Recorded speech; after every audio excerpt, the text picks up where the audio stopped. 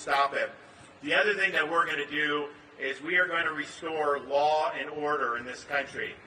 Just being in Southern California over these last few days, my wife and I have run into 4 or 5 people that reported that they've been mugged in the last year in different parts of Southern California. That was not the case here if you went back 20, 25 years ago. There was a dedication to law and order all throughout the country.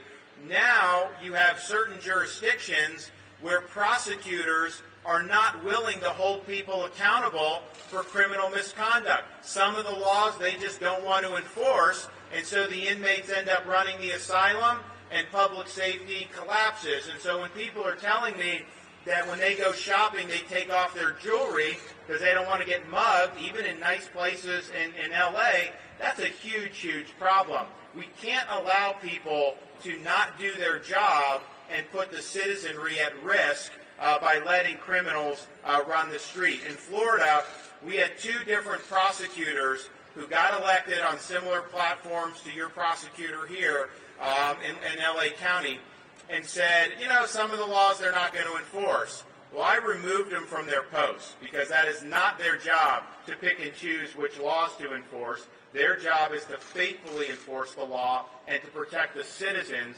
of their jurisdictions. In Florida, we stand by the police. We support what they're doing. We support their mission. We don't allow prosecutors to let the inmates run the asylum, and we hold people accountable for their criminal misconduct. That has resulted in Florida's crime rate being at a 50-year low.